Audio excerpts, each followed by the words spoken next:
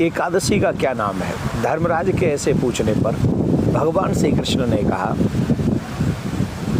हे धर्मराज, इस एकादशी का नाम योगिनी एकादशी है और इस योगिनी एकादशी का व्रत करने पर मनुष्य के सभी पाप नष्ट हो जाते हैं और वह मनुष्य पाप मुक्त होकर स्वर्ग के लिए निवास करता है। पूर्व काल की पुराणों में कथा आती है, अलकापुरी के राजा कुबेर भगवान शिव की पूजा कर रहे थे। तो पूजा करते हैं तो उनके नगर का माली नित्य पुष्प लाता है और वह भगवान को चढ़ाते हैं। लेकिन जो उनका माली था, हेम उसका नाम था, थोड़ा सा स्त्रीगामी था। वह अपनी पत्नी में बहुत ज़्यादा स्नेह रखता था, कामना रखता था।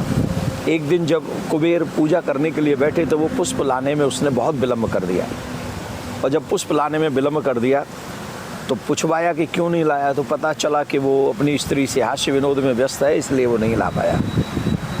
तो उन्होंने उनको बुलवाया और बुलवा कर उसको क्रोधित हुए और शाप दिया कि जा तू इस अलकापुरी से च्युत हो जा, मतलब यहाँ से दूर हो जा और तू जाके पृथ्वी लोक पे चला जा और वहाँ तुझे अनेक कष्ट भोगने पड़ेंगे, तुझे कोढ़ भी हो जाएगा। ऐसा ही हुआ, वो गिर गया, पृथ्वी पे चला गया तत्क्षण और वो रोग से पीड़ित हो गया, बड़ा परेशान अपसेट हो गया। क्या किया जाए? तो एक दिन भगवान संत की बड़ी कृपा उनके ऊपर हुई। उनके आश्रम में जब वो गया, बहुत ऐसे लग रहा था जैसे युग युगांतर तक से वो ऋषि इस धराधाम पर विराजमान है। तो उनके पूछने पर जब ये बात बताई तो वो बड़ा दुखी हुआ और उसने अपना सच बता दिया। तब उन्होंने कहा कि आषाढ़ मास के कृष्ण पक्ष की योगिनी एकादशी का व्रत करो, तुम्हारे सब पाप नष्ट हो जाएंगे और तुमको पुनः वही सुख प्राप्त होगा जो पहले था। और यही हुआ भी। ऋषि के कहने से, संत के कहने से उन्होंने वो व्रत किया और फिर वो पाप मुक्त हुए और वो अपने धाम के लिए चले गए हैं अलकापुरी में। फिर वो आनंद लेने लगे, रहने लगे, सुख भोगने लगे। अलकापुरी का वास उसे प्राप्त हो गया। हम सभी जो एकादशी, योगिनी एकादशी है, इसका व्रत करेंगे 11 तारीख को।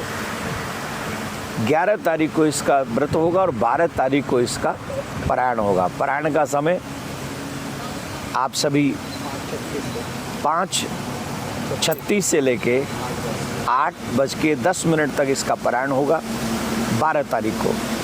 इस एकादशी का व्रत करने पर 88,000 ब्राह्मणों को भोजन कराने का जो फल है वह इस एकादशी का व्रत करने से फल मिल जाता है।